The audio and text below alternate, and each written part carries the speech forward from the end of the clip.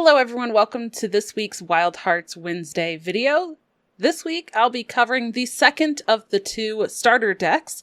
This one is Might and Ferocity, or orange and purple. So the first thing that we need to talk about is the familiars. These are kind of the main staples of any deck in Wildhearts, and they're what the deck is based around. So for the first one, we have Owlusion for Tactics. Owlusion's debut gives an opposing creature in this field -1 power, and you may move a friendly ally in this field. With a special rule, you ignore the unique rule, which the unique rule is having only one of each creature on your side with the same name.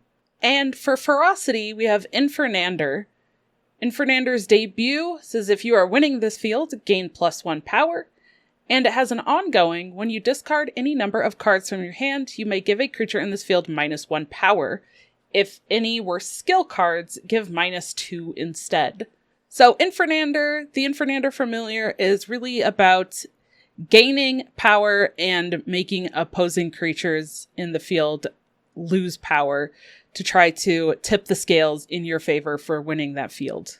And in Wildhearts, when each round ends and the familiars go back to the bench, positive counters, like the ones that Infernander gains from its debut, don't get removed. So it's very important and can make a big impact on the course of subsequent rounds as the game progresses.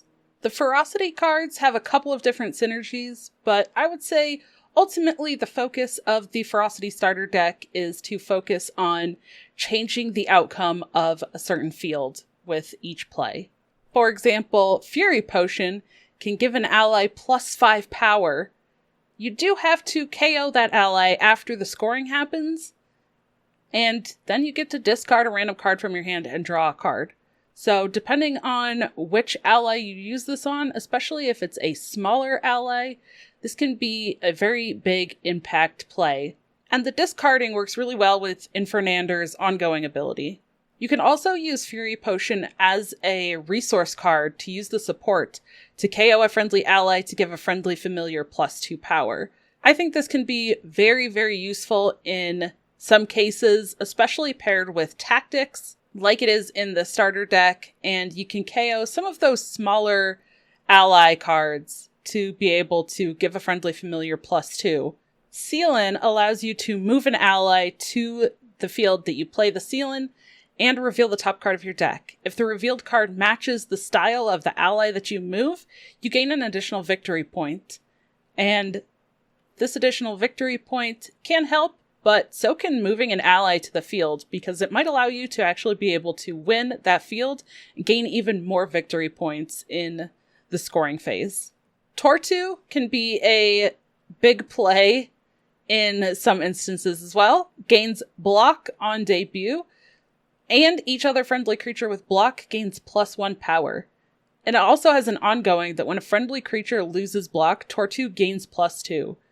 So every time that any creature that you have would lose block, Tortu gains power, in addition to the initial gaining power that Tortu brings. So with block synergies, Tortu can be very impactful in terms of how much power is going into the scoring phase for a field or multiple fields. Lady Seer has a debut that you can discard a random card from your hand to give an opposing creature in the field -4 power. This effect is very powerful for such a small ally, and the discarding, again, also works with Infernander's ongoing ability. So there is a lot of synergy here. Plus, adding a couple of power to your own field while taking 4 power away from something in the opposing side of the field can swing that field in your favor for scoring. Kruk is a very big ally in terms of its power at 7, and also has Guardian.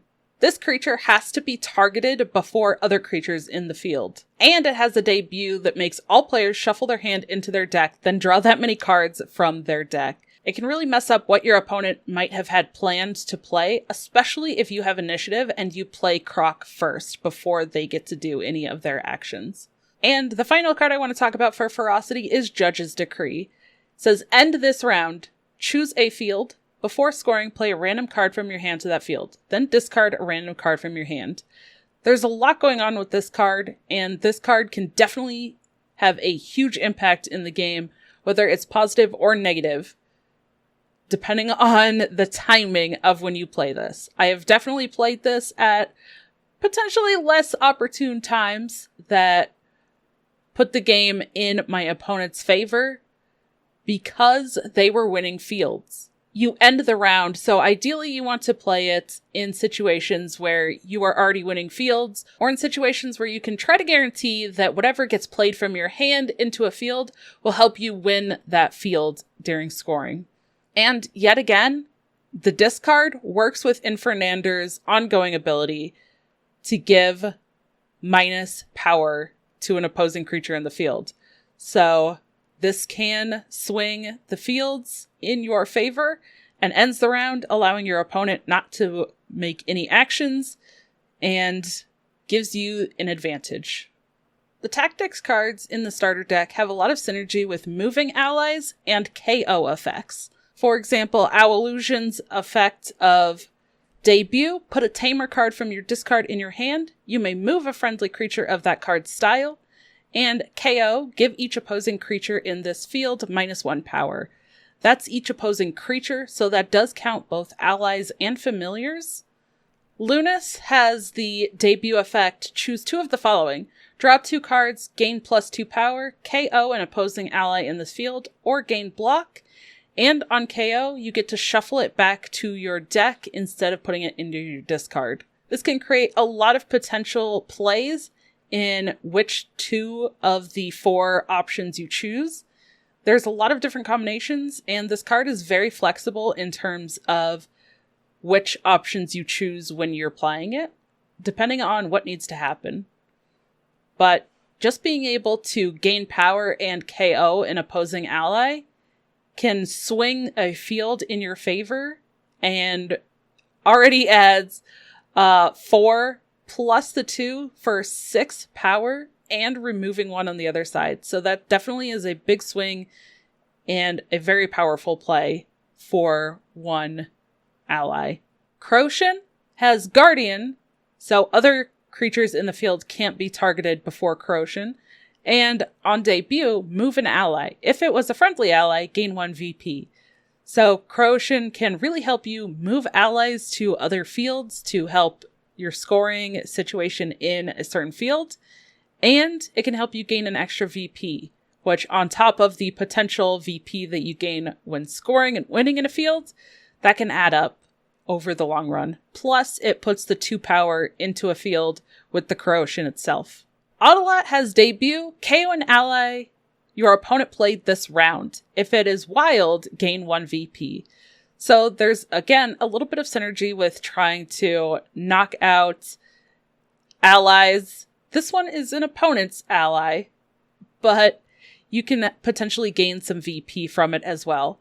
Autolot, I think, is also a very good unit to use your KO effects on.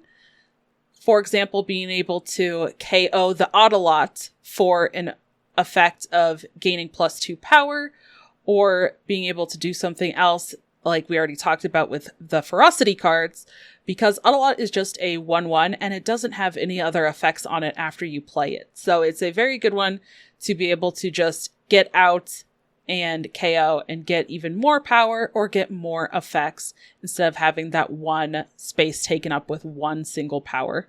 Hidden powers can also be a huge swing in a specific field, allowing you to move a friendly creature, ignore Guardian, and KO the opposing ally with the highest power in their field. So you get to move something to a field and then choose an opposing ally in that field that you just moved to knock out. So it adds something to the field and removes the highest power thing from their side of the field. So this Hidden Powers is a legendary, but has a very powerful effect. Lucky Hat is another card that can be very helpful in helping you play some of these cards or get more cards if you need it. Lucky Hat allows you to play this and leave it in play, and the next card you play costs 1 less. Then you discard this card. And because it costs 0 itself, it allows you to save your resources to be able to make a bigger play. And the potential to play a 3 cost when you only have 2 resources is pretty big in terms of the starter decks. There are some pretty powerful things like the Lunas that you can do for 3, or the Ballast Whistle. Ballast Whistle, you get to look at the top 5 cards of your deck and play up to 2 ally cards you look at to any field. Shuffle the rest of the cards back into your deck. So again, this is not necessarily moving allies, but getting to add allies that you don't have to pay for into a field to swing that field in your favor for scoring. You do still pay the 3, so you're still kind of paying for them, but these can be any allies, so you can definitely get some good value from Ballast Whistle. Alistair's Guide is another really important card. It allows you to seek 4, so you get to look at the top 4 cards of your deck, put 1 in your hand, and then the rest on the bottom of the deck in any order. And you can put up to 2 cards in your hand instead. So you get to seek 4, and instead of putting only 1 card in your hand, you can put up to 2, and then put the other 2 on the bottom. Or you can play it as a support, which is also a very powerful effect. And you get to move a tame ally to an adjacent field to give a friendly familiar +1 power. So not only do you get to move a tame ally to a field and add their power to that field for scoring, you also get to give a friendly familiar in any field +1 power. So again, working with the synergy of moving allies and adding to that power, the Alistair's Guide can help you stack that up very quickly. And the last card is Hydrophyn. Hydrophyn has an ongoing effect. Gain +1 power when you play a card. And on KO, you may play a 1 cost or less ally for free. It can be a little difficult for your opponent to KO your allies unless they have very specific cards like what we've already seen that allows you to KO an opposing ally. But the power of Hydrophyn can stack up very quickly when you play cards, especially when you play cards like Lucky Hat for 0, or some of the allies like Corrosion or Autolot for only 1. And you can play multiple cards in a round. The only caveat to this card is the base game rule that no creatures can have more than +10 power added to them. So that sounds like a lot, but Hydrophyn can definitely stack up that high if it's not getting removed off of the board. So that's the starter deck for Tactics and Ferocity. Let me know what you think in the comments below. Thank you so much for checking out this week's Wildhearts Wednesday video, and I'll see you in the next one.